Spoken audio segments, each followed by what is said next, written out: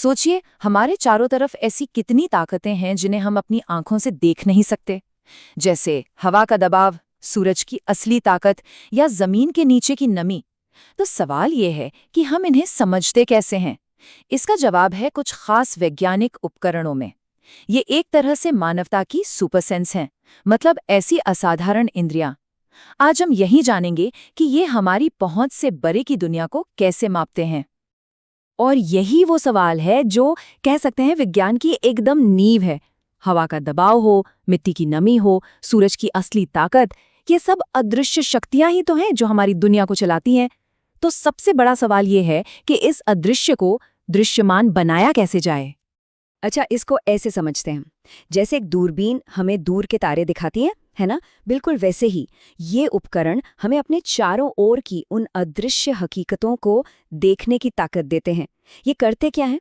ये प्रकृति की जो गुप्त भाषा है ना, उसे हमारे लिए आसान आंकड़ों में बदल देते हैं।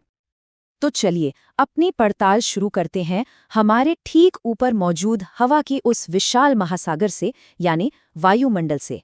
अब ये तो लगातार बदलता रहता है और इसके रहस्यों को समझने के लिए हमें कुछ खास उपकरणों की जरूरत पड़ती है। देखिए, मौसम की भविष्यवाणी करना कोई अंदाजा लगाना नहीं है। ये बिल्कुल वैसा है जैसे हवा जो संकेत दे रही है, हम उसे पढ़ रहे हों। हर एक उपकरण हमें उस कहानी का एक अलग पन्ना पढ़कर सुनाता है और इन सबको मिलाकर ही एक पूरी तस्वीर बनती है। तो ये कुछ बुनियादी उपकरण हैं, जैसे अनीमोमीटर बताता है कि हवा कितनी तेजी से चल रही है, हाइग्रोमीटर से हवा में नमी का पता चलता है और रेन गेज से बारिश की सही मात्रा। पर एक और है, बैरोग्राफ, और ये कुछ बहुत ही दिलचस्प काम करता है। अब बारोग्राफ की खासियत बताए क्या है? ये सिर्फ एक पल का दबाव नहीं मापता, नहीं, ये तो समय के साथ दबाव में जो भी बदलाव हो रहे हैं उन्हें लगातार रिकॉर्ड करता जाता है। बिल्कुल ऐसे जैसे मानो आसमान अपनी कोई डायरी लिख रहा हो। और यही रिकॉर्ड है जो मौसम वैज्ञानिकों को आने वाले तूफानों के बारे में पहले से बता देता है। ठीक है, तो वायुमंडल से अब थोड़ा आगे बढ़ते हैं और चलते हैं उसके ऊर्जा के सबसे बड़े स्रोत की तरफ, यानी सूरज की ओर। देखिए, सूरज की शक्ति को मापना खेती से लेकर सोलर एनर्जी तक हर चीज के लिए बहुत बहुत जरूरी है। लेकिन ये एक बड़ी चुनौती है। क्यों? क्योंकि सूरज की जो ऊर्जा है वो धरती तक कई रूपों में पहुंचती है, कभी सीधी धूप तो कभी बिखरी हुई रोशनी। तो सवाल ये है कि इन सभी को बिल्कुल सटीक तरीके से मापा कैसे जाए। तो इसके लिए भी हमारे पास कुछ खास उपकरण हैं, जैसे हेलियोग्राफ। ये रिकॉर्ड करता है कि दिन में कितनी देर तक तेज धूप खिली रही। पर जब हमें ऊर्जा की बिल्कुल सटीक मात्रा जाननी हो, तब काम आते हैं पाइरेलियोमीटर और पायरानोमीटर। हाँ, इन दोनों में एक बहुत ज़रूरी फ़र्क है। पाइरेलियोमीटर जो है वो एक लेज़र की तरह सिर्फ सूरज से सीधी आने वाली किरणों को मापता है, बस। जबकि पाइरिनोमीटर वो सब कुछ मापता है, सीधी धूप, बादलों से बिखर कर आई रोशनी, यहाँ तक कि ज़मीन से टकराकर लौटी किरणें भी। अब ये फ़र्क सोलर पावर प्लांट्स के लिए बहुत मायने रखता है, क्योंकि इसी से पता चलता है कि पैनल्स को सबसे ज़्यादा ऊर्जा कहाँ और कैसे मिलेगी, चाहे आसमान साफ हो या बादलों वाला। अच्छा, तो अब आसमान से उतरकर जमीन पर आते हैं। हमारे पैरों के नीचे जो मिट्टी और पानी है, वो जिंदगी के लिए उतने ही जरूरी हैं। और हाँ, उन्हें समझने के लिए भी हमारे पास बड़े कमाल के उपकरण हैं। देखिए, मिट्टी सिर्फ धूल नहीं होती, ये अपने आप में एक बहुत ही जटिल सिस्टम है। और अगर सही उपकरण हो तो हम इसकी नमी, इसकी बनावट और इसके अंदर छिपे पानी के बारे में सब कुछ जान सकते हैं। ये बिल्कुल वैसा है जैसे हम जमीन की अपनी भाषा सुन रहे हों। ये 3 उपकरण हमें जमीन के नीचे की कहानी बताते हैं। इन्फिल्ट्रोमीटर से पता चलता है कि मिट्टी कितनी तेजी से पानी सोखती है। पीजोमीटर हमें बताता है कि जमीन के नीचे पानी कितनी गहराई पर है। और टेंसियोमीटर, ये हमें मिट्टी की नमी के बारे में कुछ बहुत ही खास बात बताता है। मान लीजिए टेंसियोमीटर हमें एक नंबर देता है, 0.8 बार। अब ये सिर्फ एक आंकड़ा नहीं है, इसके पीछे एक कहानी छिपी है।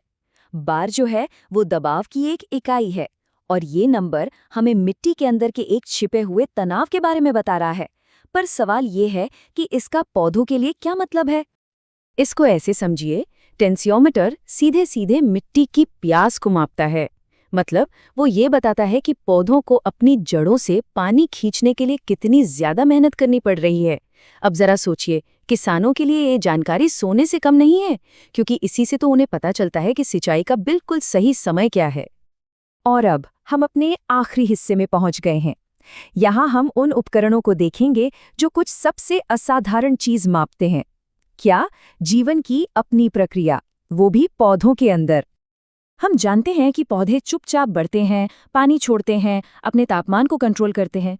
ये सारी प्रक्रियाएं बहुत धीमी और अदृश्य होती हैं, है ना?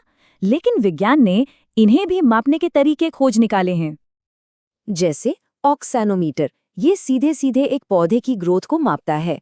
पोरोमीटर से पता चलता है कि पत्तियों से कितना पानी उड़ रहा है। और इंफ्रारेड थर्मामीटर, ये तो दूर से ही पूरे के पूरे पौधों के झुंड का तापमान बता सकता है, जिससे उनकी सेहत का अंदाजा लग जाता है। और दिलचस्प बात यह है कि एक ही काम के लिए कई उपकरण हो सकते हैं। ऑक्सीनोमीटर और क्रेस्कोग्राफ, दोनों का काम एक ही है, पौधों की ग्रोथ मापना।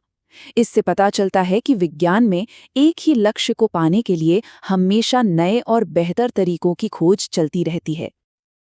तो हमने हवा, सूरज, मिट्टी और पौधों को मापने वाले कितने ही उपकरण देखे।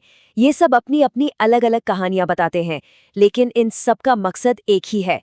तो आखिर में सवाल यही है कि ये मापना इतना जरूरी है क्यों? क्योंकि ये उपकरण हमें सिर्फ नंबर नहीं देते, ये हमें अदृश्य को देखने की शक्ति देते हैं। ये हवा के दबाव जैसी एक एब्स्ट्रैक्ट चीज को एक ठोस नंबर में बदल देते हैं, ताकि मौसम की भविष्यवाणी हो सके। इन्हीं मापों के आधार पर तो हम जलवायु के बड़े बड़े मॉडल बनाते हैं, अपने भविष्य की योजना बनाते हैं।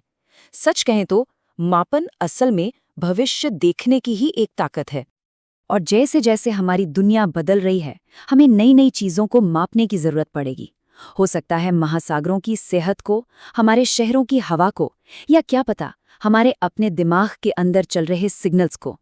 यही सवाल तो है जो विज्ञान को हमेशा आगे बढ़ाता रहेगा कि अगली सबसे जरूरी चीज क्या होगी जिसे मापना होगा। इस पड़ताल में शामिल होने के लिए बहुत बहुत धन्यवाद।